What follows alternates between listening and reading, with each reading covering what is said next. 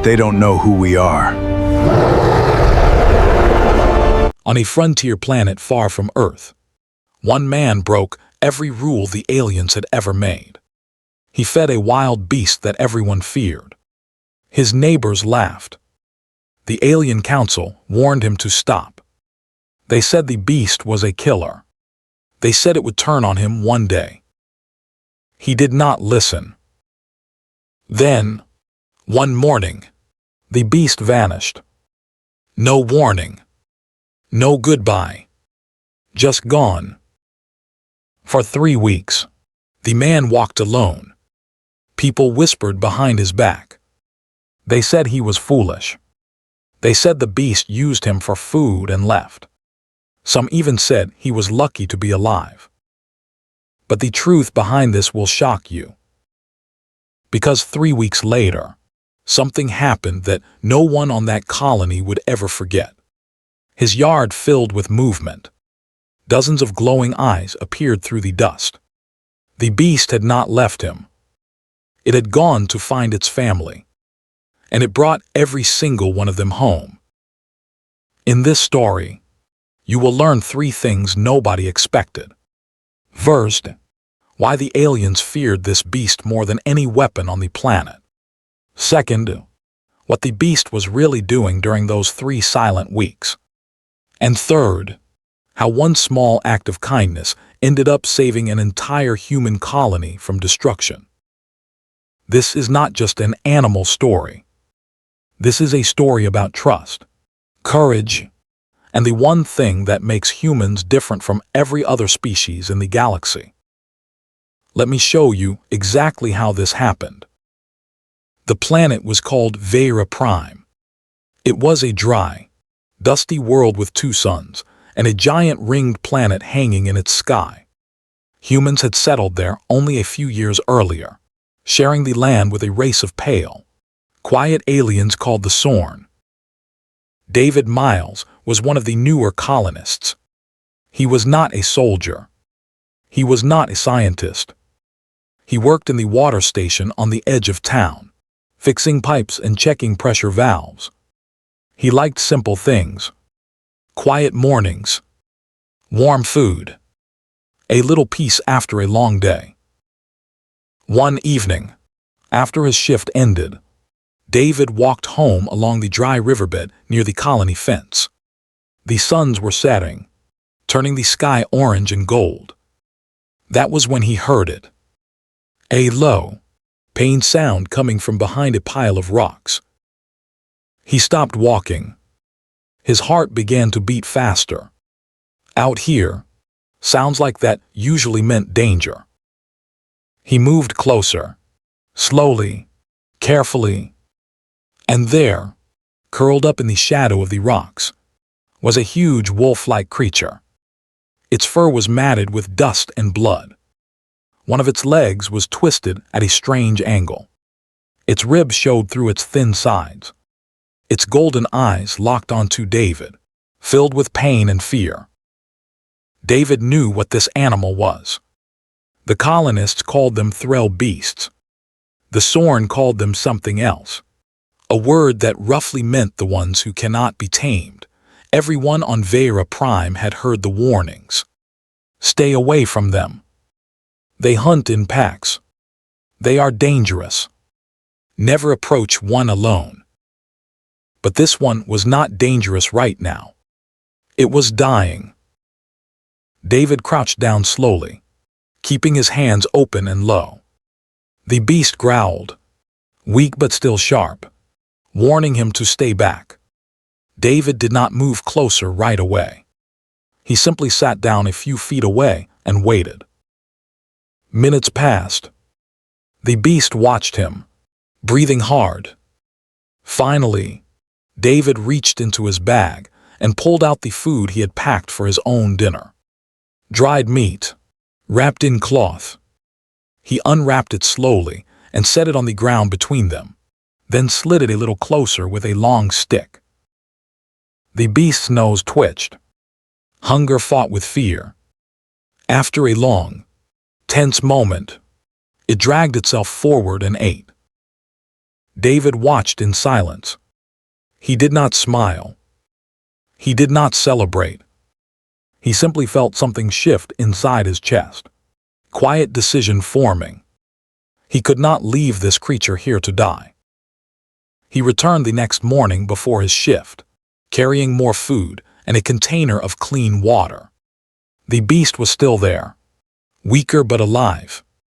This time, it did not growl when he approached. It watched him with tired, wary eyes as he set the food down. Word spread quickly in a colony that small. By the end of the week, everyone knew what David Miles was doing. Some people laughed at him in the market. Others shook their heads, calling him careless, even stupid. One neighbor, a woman named Sarah Combs, stopped him outside the general store. "You know that thing could kill you in one bite," she said. "Why are you doing this?" David thought about it for a moment before answering. "Because nobody else was going to," he said simply. Sarah did not understand. Neither did most of the colony. But David kept returning to the rocks every single day, twice a day, rain or shine, heat or cold. He brought food. He brought water. He even brought clean cloth to wrap around the beast's injured leg, moving slowly enough that the animal never felt threatened. Slowly, painfully, the beast began to heal. Its strength returned. Its eyes grew brighter. And something else began to change too. It stopped growling when David approached. It started waiting for him. Ears perked up the moment it heard his footsteps in the dust.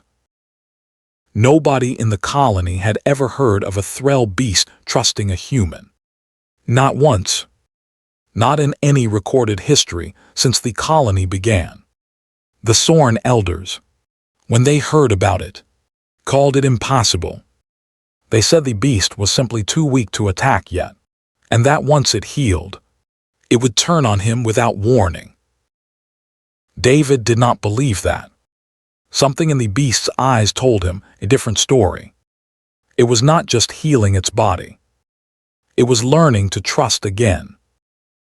But even David could not have guessed what this small act of kindness was about to set in motion.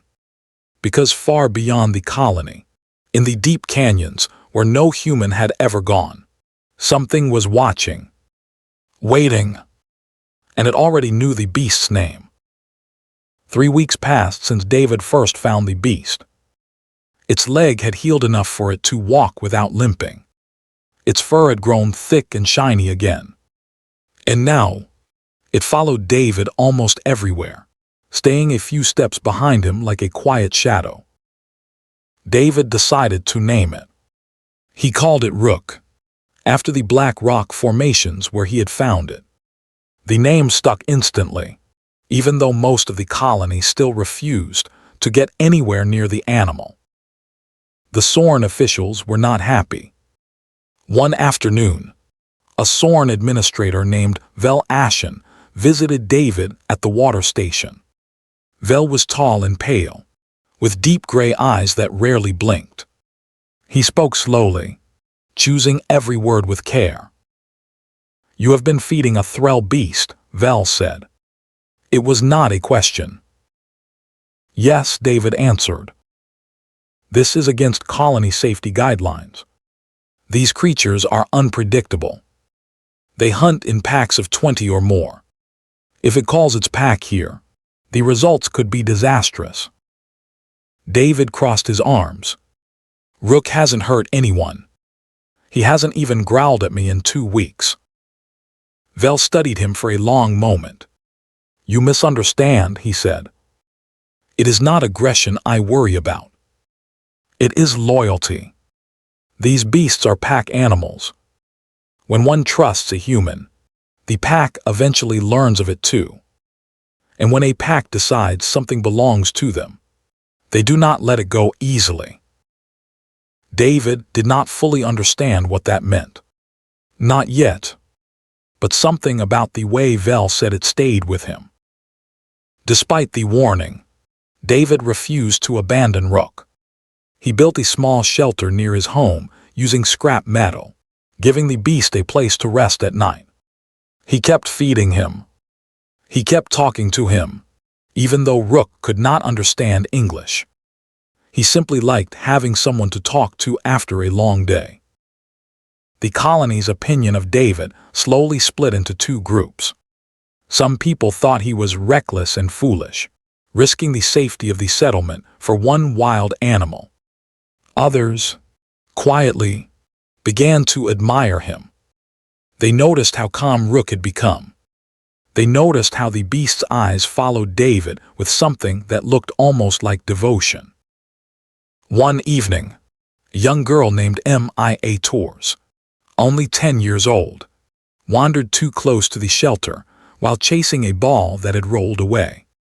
Rook stood up immediately, blocking her path with his massive body. Mia froze in fear.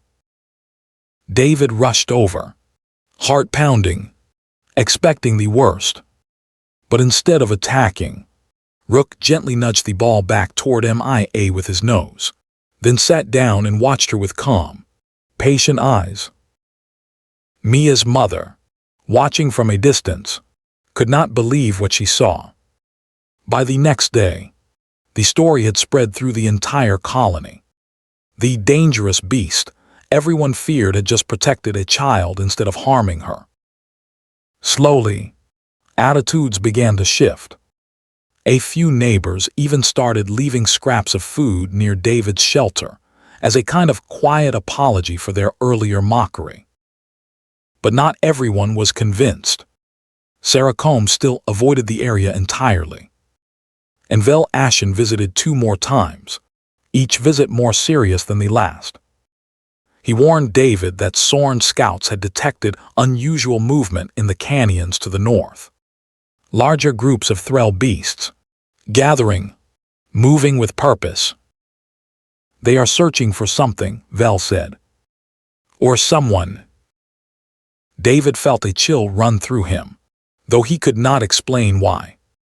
He looked over at Rook, who was staring off toward the northern canyons with an intensity David had never seen before.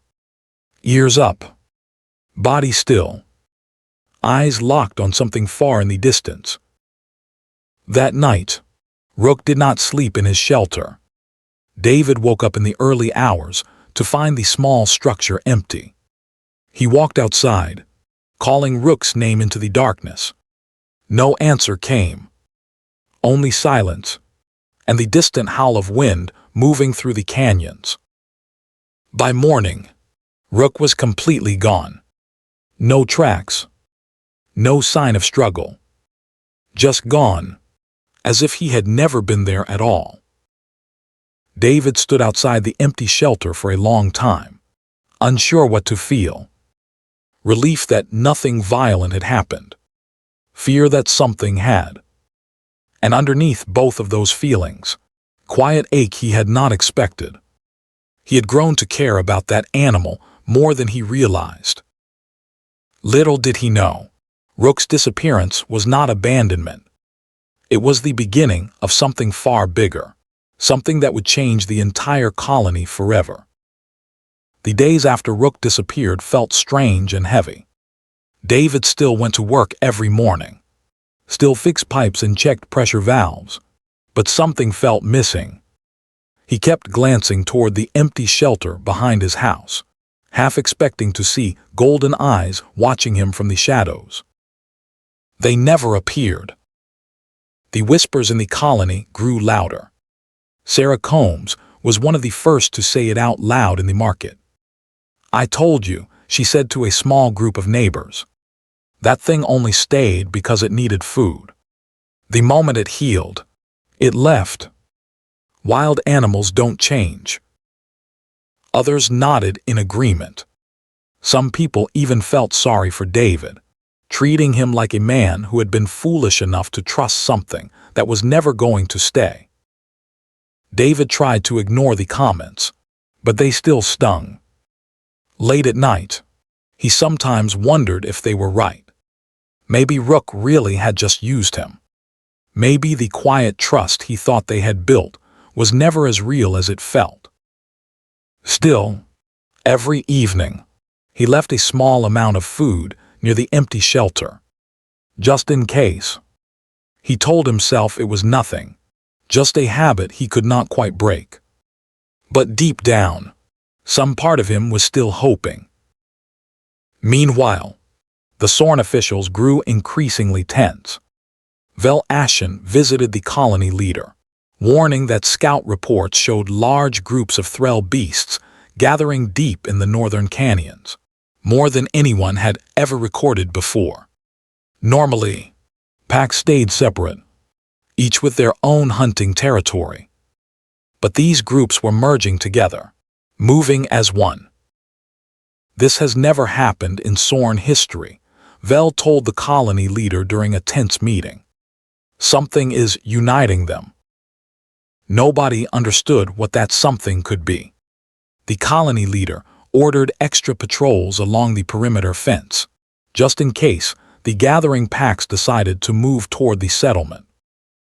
David overheard parts of this conversation while delivering water pipe supplies to the town hall. His stomach tightened.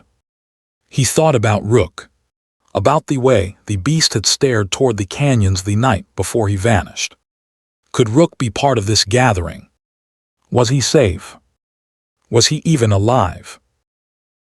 David could not shake the feeling that everything happening now was somehow connected to the beast he had healed. 2 weeks after Rook's disappearance, tension in the colony reached a new level. A trade caravan traveling near the northern canyon reported seeing dozens of thrall beasts moving together in the distance, calm but clearly organized, almost like a small army. The Sorn Council called an emergency meeting.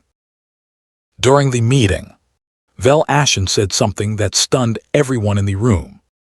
He explained that, according to old Sorn records passed down for generations, thrall beasts occasionally chose a single bonded companion, a creature or person they trusted completely. When that bond was strong enough, the beast would return to its pack and lead them toward that bonded companion, not to attack, but to protect. It is extremely rare, Vel admitted. Most Sorn scholars believed it was only a myth, a story told to children. But if it is true, then the pack gathering in the north may not be a threat at all. The colony leader turned to David immediately. You fed one of these beasts for weeks. Did it show unusual trust toward you? David nodded slowly, his heart pounding. Every warning he had ignored, every mocking comment he had endured, suddenly felt connected to something much larger than he ever imagined. If this old story is real, Vel said quietly, then in a matter of days, that pack may not be coming to hunt. They may be coming for him. The room fell silent. Nobody knew whether to feel afraid or hopeful. But David, staring out the window toward the darkening northern horizon, felt something he had not felt in weeks. A quiet, steady hope that Rook had not abandoned him after all. He had gone to bring his family home. 3 days after the emergency meeting, the colony felt different. People walked faster. Doors were locked earlier than usual. The perimeter fence patrols doubled in number. Even the children seemed to sense the tension in the air, playing quietly instead of running through the streets like normal. David could not sleep. Every night, he lay awake listening to the wind outside, wondering if tonight would be the night everything changed. Vel Ashen visited him personally on the 3rd evening, standing at his doorway with a serious expression. The pack has moved closer, Vel said. Scouts confirm they are less than days' travel from the colony now. We cannot predict their intentions with certainty. You must be ready for anything. Ready for what exactly? David asked. Vel paused before answering. If the old stories are true, they will not attack. But if they are wrong, this colony has never faced a pack this large. We need to prepare for the worst while hoping for the best. That night, David barely closed his eyes. Every sound outside made him sit up, heart racing, half expecting to hear the deep growl he remembered from weeks earlier. But nothing came, just silence and the cold desert wind. The next morning arrived quiet and still, almost too still. David walked outside just as the twin suns began rising over the horizon, painting the sky in soft orange light. The air felt heavy, like the entire colony was holding its breath. Then, in the distance, dust began to rise along the northern ridge. David's chest tightened. He watched as shapes began forming through the haze. First a few, then dozens, then what looked like an endless wave moving steadily toward the colony. Word spread instantly. Colonists rushed to windows and doorways, some grabbing weapons out of fear, others simply staring in stunned silence. The perimeter guards raised the alarm. Vel Ashen arrived at David's side within minutes, his usually calm face tense with worry. "This is it," he said quietly. "Stay close. If this goes wrong, we may not have much time to react." David's hands were shaking, but his eyes stayed fixed on the approaching wave of shapes. Somewhere in his chest, underneath the fear, a small flicker of hope refused to fade. As the shapes grew closer, details became clearer. Dozens of thrall beasts, moving together in tight, disciplined formation, nothing like the chaotic, wild packs the Sorn had always described.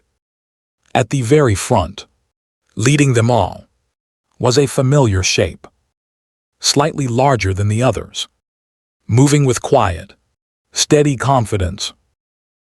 David's breath caught in his throat. "Rook," he whispered. The lead beast lifted its head, scanning the colony fence line, until its golden eyes locked directly onto David standing near the gate. For a long, tense moment, nobody moved. The entire colony held its breath, waiting to see what would happen next. Then Rook did something nobody expected. He slowed his pace, lowering his massive head, and let out a low, steady sound, almost like a greeting. Behind him, the entire pack slowed as well, matching his calm, controlled pace. Vel Ashen stared in disbelief. "The old story," he murmured. "It's true." David stepped forward, ignoring the panicked warnings from nearby guards. He walked toward the fence, slowly, carefully, just like the very first day he had approached Rook injured behind the rocks. This time, there was no fear in Rook's eyes. Only recognition. Only trust. The colony watched in stunned silence as David reached the gate, opened it slightly, and knelt down. Rook walked forward calmly and pressed his massive head gently against David's chest, exactly like a loyal dog greeting its owner after a long journey. Behind him, dozens of thrall beasts settled quietly outside the fence, watching, waiting, calm and controlled. The pack had not come to attack. They had come to see the one human who had shown their leader kindness when the entire world told him not to.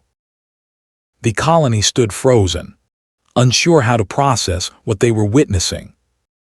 Dozens of thrall beasts, animals the Sorn had feared for generations, sat calmly outside the fence, watching quietly as David knelt beside their leader. Rook stayed pressed against him, steady and calm, like nothing dangerous had ever happened at all. Vel Ashen slowly approached the fence, careful and respectful, studying the scene with wide, disbelieving eyes. "In all our recorded history," he said softly, "no Sorn has ever witnessed this." Not once. David stood up slowly, keeping one hand resting on Rook's head. He came back, David said, his voice quiet but steady. He didn't forget me. He did more than that, Vel replied. He brought proof.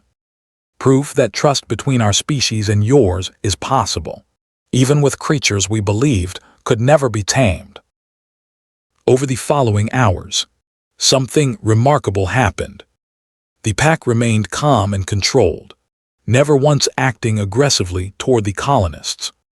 Slowly, cautiously, other residents began stepping closer to the fence, watching in amazement as the beasts they once feared simply rested peacefully in the morning sun.